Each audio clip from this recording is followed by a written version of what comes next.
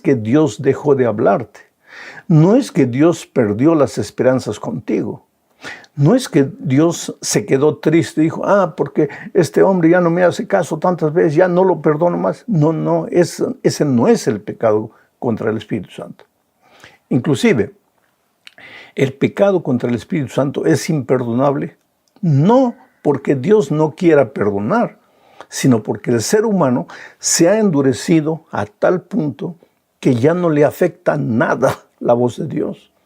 Él puede hacer lo que sea, ya no siente que Dios le habla. No es que Dios no le habla, él no siente que Dios le habla.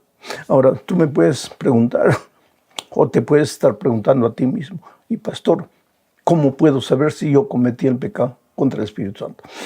Simple, si en este momento tú sientes como una especie de temor, de inquietud espiritual, pensando así, ay Dios mío, ojalá que yo nunca haya cometido el pecado contra el Espíritu Santo.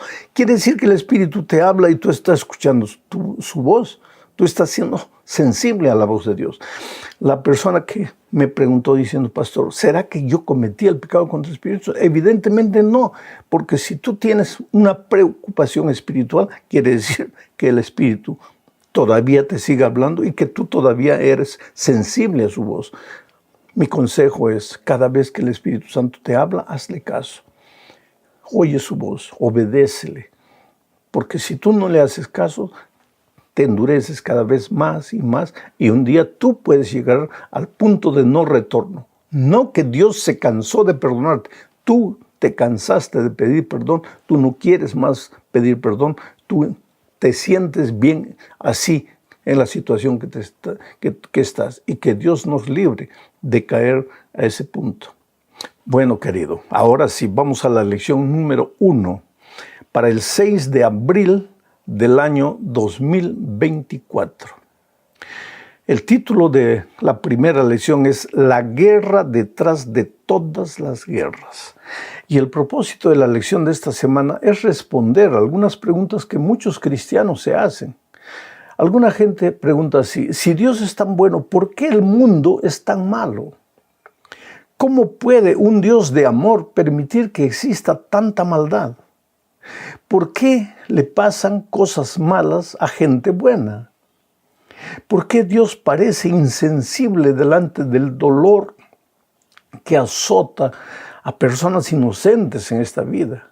Bueno, estas preguntas serán respondidas de alguna manera a lo largo del estudio de esta semana.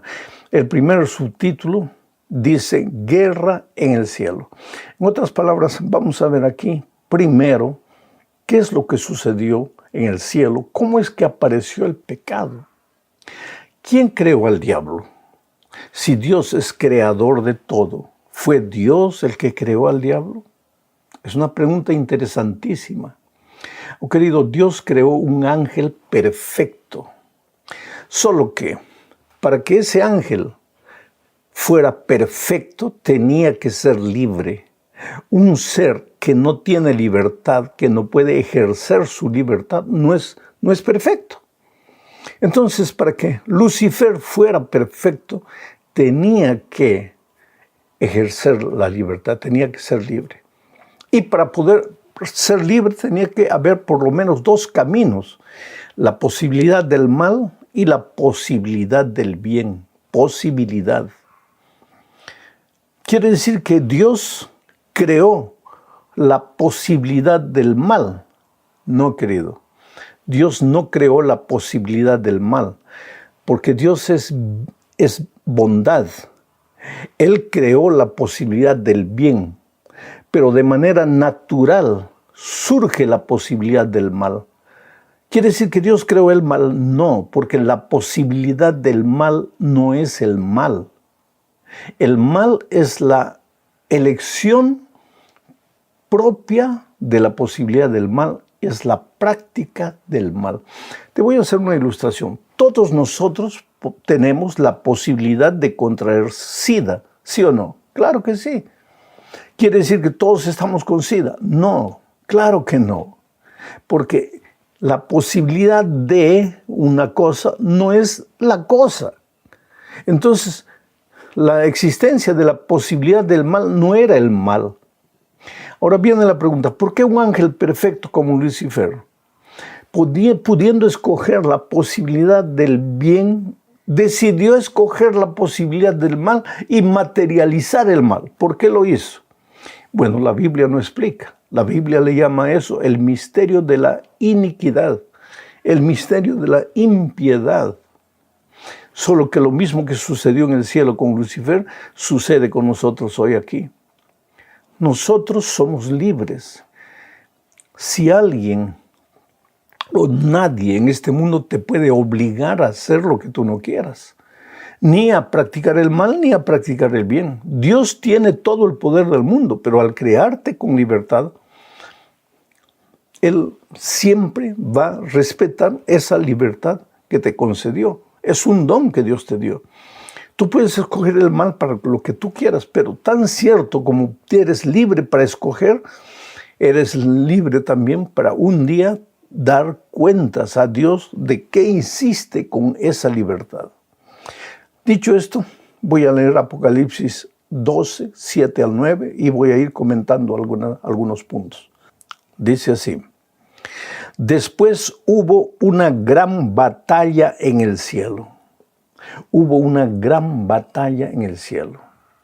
No tenemos ninguna base bíblica para creer que esta batalla fue una batalla con cañones, con flechas, con lanzas, con escudos. No es una batalla material, física. Fue una batalla evidentemente espiritual. ¿Por qué? Porque cuando Lucifer abrigó en su corazón el deseo de ser igual a Dios, cuando usó mal la libertad y escogió la posibilidad del mal y se rebeló contra Dios, él fue engañando uno a uno y engañó a la tercera parte de los ángeles. Y entonces hubo una guerra porque engañó a esos ángeles y les dijo: podemos hacer guerra contra Dios y podemos derrotarlo del gobierno. Y lo acusó a Dios de ser injusto, de ser arbitrario, de ser déspota, de haber dado una ley, un camino de obediencia que la pobre criatura no podría obedecer y que si no obedecía, la pobre criatura iba a morir. Quiere decir, invenciones, falacias. Y entonces hubo una guerra de ideas, una guerra de lealtad. Sigo leyendo ahora. Después hubo una gran batalla en el cielo. Miguel y sus ángeles luchaban contra el dragón. Miguel y sus ángeles, Cristo y sus ángeles. ¿Por qué digo que Miguel es Cristo? Bueno, este sería asunto de otro estudio, no lo voy a explicar ahora porque el tiempo no nos daría para eso. Miguel y sus ángeles, Cristo y sus ángeles luchaban contra el dragón. El dragón evidentemente es el diablo. Y luchaban el dragón y sus ángeles, pero no prevalecieron, ni se halló ya lugar para ellos en el cielo. Y fue lanzado fuera el gran dragón, la serpiente antigua que se llama Diablo y Satanás, el cual engaña al mundo entero. Fue arrojado a la tierra y sus ángeles fueron arrojados con él.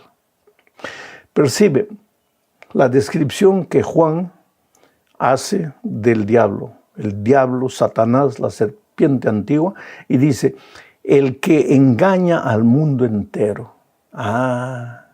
Esto nos lleva a la segunda parte del estudio, donde se habla de Lucifer como el engañador y Cristo como el vencedor sobre el engaño. El diablo engaña. El instrumento poderoso que usa para destruir al ser humano es el engaño. Porque cuando el diablo, Lucifer, fue expulsado del cielo después de haber sufrido una derrota calamitosa, él y la tercera parte de los ángeles que había logrado engañar fueron expulsados del cielo, porque el mal y el bien no pueden convivir. Donde hay mal no hay bien y donde hay bien no hay mal. No se puede servir a dos señores. ¿Qué comunión hay entre la justicia y la injusticia? Entre Cristo y Satanás no hay comunión. Entonces Lucifer tuvo que salir del cielo.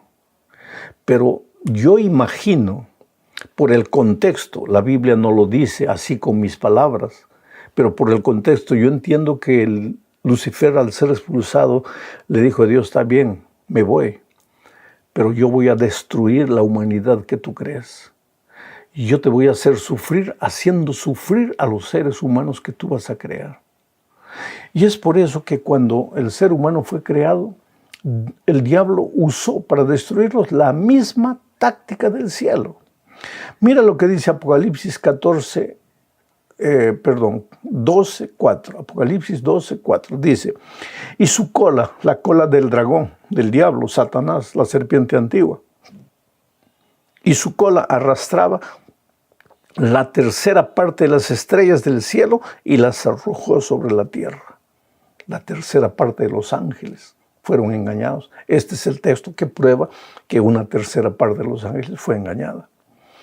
Ahora, no se quedó tranquilo. Cuando Adán y Eva fueron creados, mira lo que dice Génesis 2:15 al 17. Mira lo que hizo el diablo ahora con Adán y Eva, que recién habían sido creados. Tomó pues Jehová Dios al hombre y lo puso en el huerto del Edén para que lo labrara y lo guardase. Y mandó Jehová Dios al hombre diciendo: de todo árbol del huerto podrás comer, mas del árbol de la ciencia del bien y del mal no comerás, porque el día que de él comieres ciertamente morirás. Tú puedes ver aquí a Dios dándole libertad al ser humano. Él podía escoger entre obedecer a Dios o no obedecerle.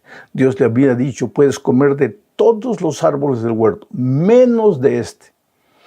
Pero entonces aparece Lucifer, ahora vestido de serpiente, en Génesis 3:1, y mira lo que dice: pero la serpiente era astuta más que todos los animales del campo que Jehová Dios había hecho, la cual dijo a la mujer: con que Dios os ha dicho, no comáis de todo árbol del huerto. Ya comenzó con el engaño, porque Dios le dijo a Adán y Eva, les dijo: pueden comer de todos los árboles, menos de este árbol de la ciencia del bien y del mal. Pero viene el diablo y dice: con que Dios ha dicho que no pueden comer de ningún árbol. Tú ves cómo el diablo toma la palabra de Dios y la modifica un poquito. Y esta es la técnica que el diablo va a usar a lo largo de los tiempos. Va a tomar la Biblia, porque el diablo es un diablo bíblico. Usa la palabra de Dios. Para tentar a Jesús en el desierto, usó la palabra de Dios. Solo que toma la palabra de Dios, no la lee como está, agarra, la modifica, la interpreta. Por eso cuando tú tomas una frase de algún predicador, de algún profesor, de una persona, y le sacas un pedazo y la interpretas y le haces decir a esa frase lo que tú quieres, estás siguiendo el camino del enemigo, porque eso fue lo que el enemigo hizo. Agarró lo que Dios había dicho, lo modificó un poquito. ¿Para qué? Para hacerle creer a Adán y Eva que Dios era injusto con él, que les había dado una ley con relación al árbol que no se podía cumplir. Quiere decir, las mismas acusaciones que hizo en el cielo para engañar a la tercera parte de los ángeles, hizo en la tierra para engañar a Adán y Eva. Vamos ahora a la tercera parte. El planeta Tierra se ve afectado. Oh, querido, al principio todo era perfecto. Génesis 1:31 dice: contempló lo que Dios había hecho y vio que era bueno en gran manera. Todo era perfecto, era bueno en gran manera. Pero entonces viene el diablo y nuevamente con otra mentira se dirige a Adán y Eva, y mira lo que dice en Génesis 3:4 al 6. Entonces la serpiente dijo a la mujer: no moriréis. Dios había dicho que el día que Adán y Eva comieran del fruto que les había dicho para no comer, ellos morirían. Pero viene el diablo y dice: no moriréis. No moriréis, sino que Dios sabe, sigo leyendo el texto, sino que Dios sabe que el día que comáis de él, del árbol, serán abiertos vuestros ojos y seréis como Dios, sabiendo el bien y el mal. Y vio la mujer que el árbol era bueno para comer y que era agradable a los ojos y árbol codiciable para alcanzar la sabiduría, y tomó de su fruto y comió y dio también a su marido, el cual comió así como ella. Oh, querido, qué interesante. El diablo viene, Dios había dicho, no toquen el árbol porque van a morir, no coman este fruto. Viene el diablo, dice, no, Dios no está diciendo la verdad. Él dijo que moriréis. Ahora yo imagino, déjame imaginar, la serpiente en ese momento comiendo del fruto y diciéndole, eso no está en la Biblia, estoy imaginando solo para ilustrar, comiendo el fruto y diciéndole a Adán y Eva, mira, Dios ha dicho que el que come de este fruto muere. Yo estoy comiendo y no morí. Al contrario, tú sabes que las serpientes no hablan y yo soy una serpiente, estoy hablando. Imagínate si yo, una serpiente, estoy hablando, tú que eres ser humano, que fuiste creado semejante a Dios, si comes del fruto, imagínate a qué altura llegarás, vas a ser igual a Dios. Pero Dios no quiere que seas igual a Él. Dios te quiere siempre dominado, controlado, por eso te ha prohibido. Miren la astucia del enemigo, el engaño, la mentira, toma la frase de Dios, la modifica, la interpreta a su manera, la explica a su manera y resultado, pues Adán y Eva cayeron en el pecado. Y no se contaminaron solo ellos, toda la tierra fue contaminada. Eso es lo que dice Romanos 8:22. Dice, porque sabemos que toda la creación gime a una y a una está con dolores de parto hasta ahora. Toda la creación. Porque pues la tierra empezó a deformarse, años después vino el diluvio, todo quedó malogrado, entró donde había vida, entró la muerte, entró la enfermedad, entró la tristeza, el carácter del ser humano se deformó, surgió la traición, la violencia, la guerra. Caín mató a su hermano Abel, después se escapó, se fue a una ciudad rebelde contra Dios, construyó una ciudad. En fin, la humanidad se arruinó, el ser humano se arruinó y la creación se arruinó. Todo como consecuencia del mal uso de la libertad por parte de Adán y Eva. Ahora vamos a la penúltima parte. El amor encuentra una manera. Cuando la creación estaba arruinada y el ser humano estaba arruinado, Dios podría haber creado otro planeta, otros seres para tener hijos obedientes, pero Dios te ama, tú eres precioso para Dios. Y aunque tú y yo habíamos caído y habíamos fallado, dijo Dios, yo los voy a salvar. Y ahí anuncia en Génesis 3:15 su plan de salvación. Le dice a Eva, después que ella había pecado, lo siguiente voy a leer, y pondré enemistad entre ti y la mujer, y entre tu simiente y la simiente suya. Esta te herirá en la cabeza y tú le herirás en el calcañar. Estas palabras Dios las dirige a la serpiente, al diablo. Dice, pondré enemistad entre ti y la mujer. La mujer no era Eva, la mujer simbolizaba la iglesia. Y Dios anuncia aquí que a partir de ese momento habría una guerra entre Satanás y la iglesia. ¿Quién es la iglesia? Los hijos de Dios que decidían obedecer a Dios, que decidían seguir el consejo, la advertencia, la instrucción de su palabra. Eso no sería fácil porque el enemigo perseguiría, pero el Señor Jesús, el Señor Dios, el Padre, anunció que de la mujer, de la iglesia, nacería un niño. Y se refería al nacimiento del Señor Jesucristo. Ese niño crecería y sería el Salvador del mundo. La humanidad estaba condenada a muerte, no quería morir, alguien tenía que morir para salvarlo, para sustituir. Jesús vino, vivió una vida completamente de obediencia y sin embargo murió. Él no merecía morir, Él obedeció a todo, Él cumplió en todo. Él dijo, ¿quién me redime de pecado? Sin embargo, Él murió. ¿Para qué? Para pagar con su muerte la muerte que nosotros merecíamos, porque quienes desobedecimos fuimos nosotros. Ese es el amor. Ahora te voy a contar una historia que sucedió hace muchos, muchos años atrás. Yo era un joven de 20 años, un joven pastor. Con 20 años ya era pastor. Y me dieron para establecer la iglesia en un cerro peligroso. Era una favela en mi país, llena de marginales, de delincuentes, de traficantes, de asesinos.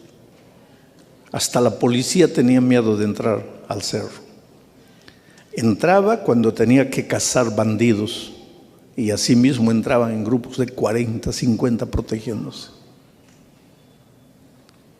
Y la iglesia me dijo: tú vas a plantar una iglesia allá. Y yo, un joven de 20 años, acepté el desafío con toda alegría y me fui Entonces organicé una campaña evangelística como esta, pero no de una semana. En ese tiempo hacíamos evangelismo 90 noches sin parar, 3 meses. Entonces yo llevé a algunos jóvenes de la iglesia de abajo que me acompañasen allá, especialmente que me ayudaran a distribuir invitaciones, a buscar personas ahí, a llamarlas para las conferencias. Y esas chicas jovencitas de la iglesia de abajo, muy bonitas, muy perfumadas, muy arregladas, se quedaban en la puerta recibiendo a las personas, tomándoles los nombres, así como ustedes entraron esta noche, les tomaron los nombres y todo.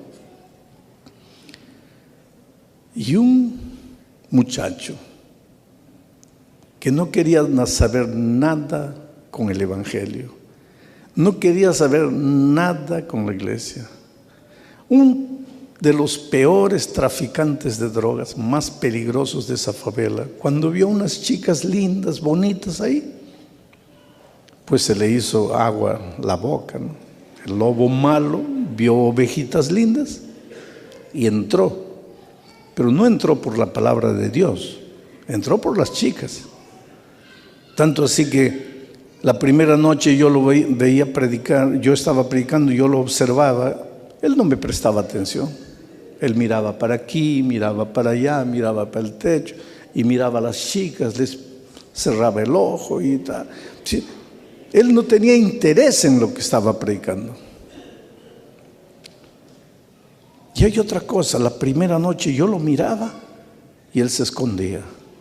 Cuando yo miraba al otro lado, él me estaba mirando. Cuando yo lo miraba, él se escondía detrás del que estaba delante de él. Y por ese detalle su rostro quedó marcado. Entonces, la siguiente noche no vino. La otra noche no vino, la otra noche ya no vino. Pero las chicas la primera noche habían tomado los nombres y las direcciones. Entonces yo fui visitando a las personas. Y un día llegué a la casa de este muchacho. Lo vi, estaba sin camisa, todo lleno de tatuajes, cicatrices de bala, de cuchillo. Y cuando me vio se escondió. Y entonces salió la señora, la mamá, y me dice: él no está. Le dije: si acabo de verlo, está ahí, llámelo. Yo soy pastor, yo no le voy a hacer nada, yo soy amigo de él, yo vine a visitarlo. Y él salió así, sin camisa, todo mal encarado. Me dice: ¿qué quieres? Lo que necesito decirles es lo siguiente. Mientras yo estaba preparando la campaña evangelística, una noche yo estaba bajando por un corredor y de repente veo que alguien está subiendo ahí. Un corredor estrecho, pensé: este me va a asaltar. Di media vuelta para salir por el otro lado y vi que otro venía por allá.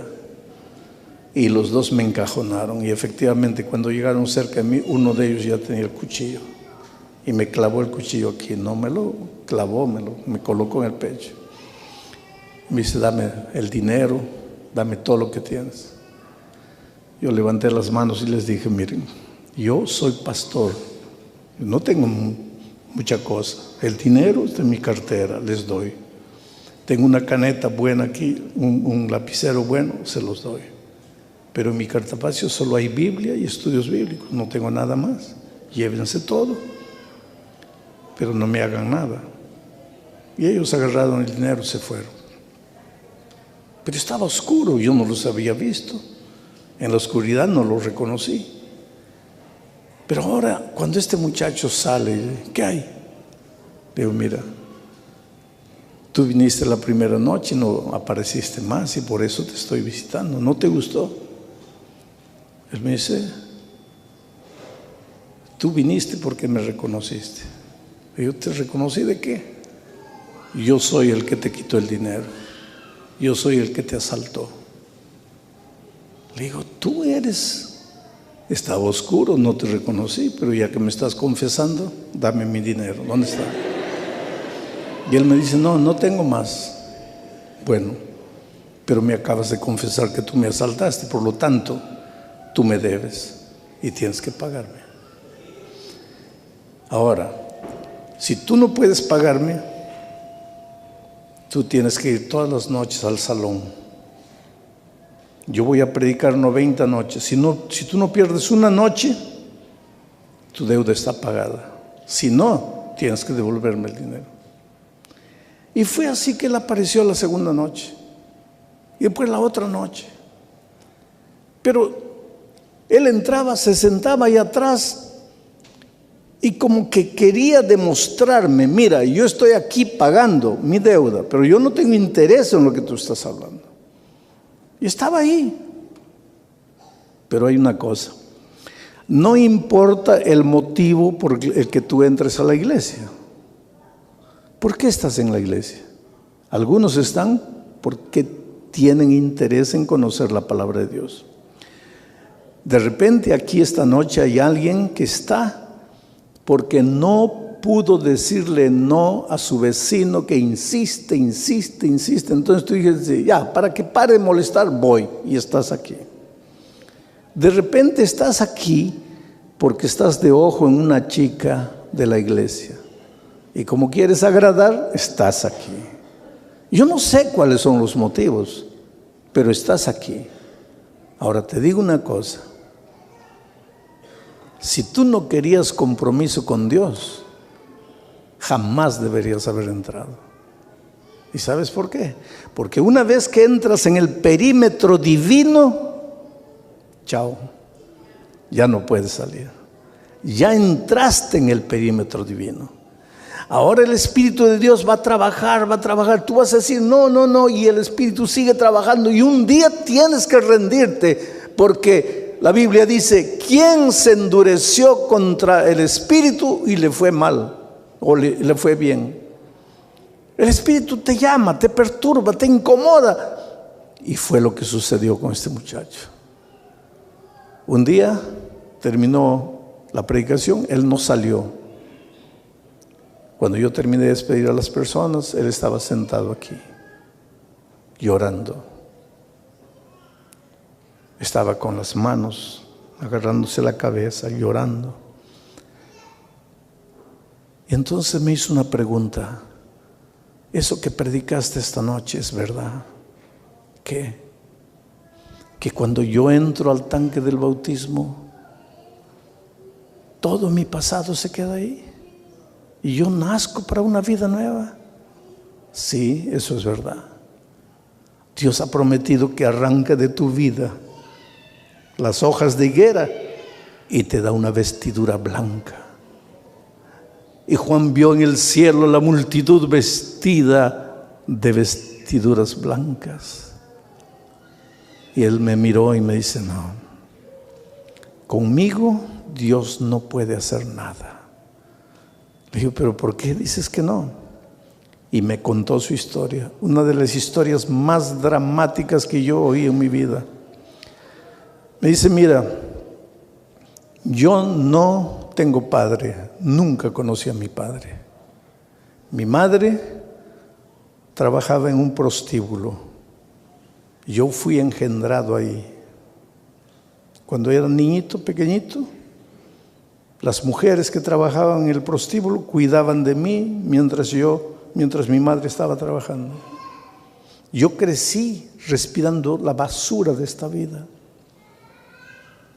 Un día le pregunté a mi mamá, ¿quién es mi papá? Y ella me dio un golpe en la boca y me dice, hijo, eso no se pregunta. Pero un tiempo después, mis amigos en la calle se encargaron de explicarme por qué yo no tenía papá. Ese día yo sentí odio por mi madre. Pero todo lo que tenía en la vida era mi madre. Un día mi madre quedó tuberculosa. Comenzó a escupir sangre. La expulsaron de allí, ya no podía trabajar ahí porque podía contagiar. Entonces nos vinimos a vivir en este hueco. Era una cueva en ese cerro, con una puerta de calamina, de lata. Nos vinimos a vivir aquí. Yo tenía 12 años, me dijo él. Cuando un día mi madre se estaba muriendo, toda la sábana empapada de sangre, ella tosía y botaba sangre. Yo salí a buscar ayuda, nadie quería ayudarme. Mi madre el día anterior había ido al médico, le habían dado una receta, pero no había dinero para comprar remedio. Nadie quería ayudarme. Yo tenía 12 años y mi madre era todo lo que yo tenía. Ese día bajé a la ciudad. Me quedé un tiempo ahí en el paradero del ómnibus, mirando a las mujeres con carteras, con bolsas, con aretes, con collares. Y no sé de dónde saqué valor. Fui encima de una mujer, le arranqué el collar. Subí corriendo aquí al cerro. Yo sabía quién compraba oro aquí. Le vendí, me dio dinero, volví a la ciudad, compré el remedio para mi madre. Y cuando llegó la noche, llegué a la casa trayendo el remedio.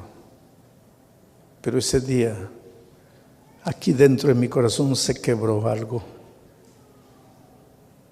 Porque yo entendí que yo no necesitaba de nadie para poder vivir. A partir de ese momento nunca más pedí dinero a nadie. Yo iba y arrancaba las cosas y corría, pero fui creciendo. Entonces ya tuve vergüenza de estar arrancándole las cosas a las mujeres. Entonces compré un revólver, compré un cuchillo y comencé a quitarle a todos a la fuerza las cosas. Fue así que te coloqué el cuchillo en el pecho, te quité tu dinero. Mírame, yo ya hice todo lo que tú puedes imaginar. Lo peor de lo peor de lo peor que un ser humano puede hacer, yo lo hice. Y ahora vienes tú y me dices que si yo entro al agua y salgo, soy vestido de vestidura blanca. ¿Cómo quieres que te crea? Le digo, no sé. Pero es el único camino que tienes. ¿Estás cansado de vivir la vida que vives? Entrégate a Jesús. Bautízate. Y él me dice, no puedo. ¿Cómo me voy a bautizar? Mira mi vida, mira quién soy. Yo robo, yo asalto, yo trafico drogas para poder sobrevivir. ¿Cómo quieres que me bautice? Pero ahí empezó la lucha, ¿sabes? La lucha de ese muchacho. Para remate era un pobre drogadicto. Cuando él aparecía en el salón, yo sabía que estaba bien. Cuando él no aparecía, yo sabía que se había drogado. La lucha, ¿sabes? Dejaba de usar drogas 2, 3 días, volvía a caer, se hundía durante una semana, volvía a vencer 2, 3 días, caía. Una noche yo estaba terminando de predicar, la mamá apareció allá atrás y me comenzó a hacer señales. Y cuando terminó yo corrí, me dice, pastor, vaya, Jorge lo está esperando allá. Jorge Roberto, su amigo, está allá en casa. Me pidió que lo lleve y fui allá. Un cuadro grotesco. Estaba amarrado con las 2 manos a la cama y la madre me contó que esa tarde él llegó a la casa y comenzó a andar de un lado para otro como un león enjaulado, como una fiera, andar de un lado para otro, y decía, necesito droga, pero no puedo usar más, porque ya le entregué mi vida a Jesús. Pero a medida que el tiempo pasaba, el deseo de la droga lo iba apretando y en un momento quedó tan enloquecido que dio un cabezazo a la pared y se abrió una herida y la sangre comenzó a chorrear. Y la madre vino y le dijo: pero hijos, si necesitas droga, busca, pero no te estés ahí haciendo mal. Y él agarró a la madre, le dio un golpe, la tiró al suelo. Y después se dio cuenta de lo que había hecho y recogió a la madre. Y le dice: mamita, perdóname, pero es que estoy loco. Necesito droga. Pero no puedo más porque Jesús ya cambió mi vida. Le he entregado mi vida a Jesús. Y fue ahí que le dijo: mamá, amárrame aquí, amárrame. Porque si tú no me amarras, yo voy a salir a buscar droga y no quiero más, porque ya le entregué mi vida a Cristo. La mamá lo amarró y le dijo: ahora vea, él debe estar en la iglesia, llámalo al pastor. Sabes, la lucha de este muchacho fue una de las luchas más terribles para librarse del vicio. Cuando no aparecía, yo sabía si había drogado. Un viernes en la noche, me acuerdo, era la tercera noche que no aparecía. Y cuando terminó el culto, yo conocía los antros de aquella favela donde corría la droga suelta, la prostitución. Me fui a buscarlo y lo encontré. Una nube de cigarro, y ahí estaba él drogado. Y cuando me vio en la puerta, comenzó a insultarme. Me dice: maldita la hora que yo te asalté, porque cuando yo no te conocía,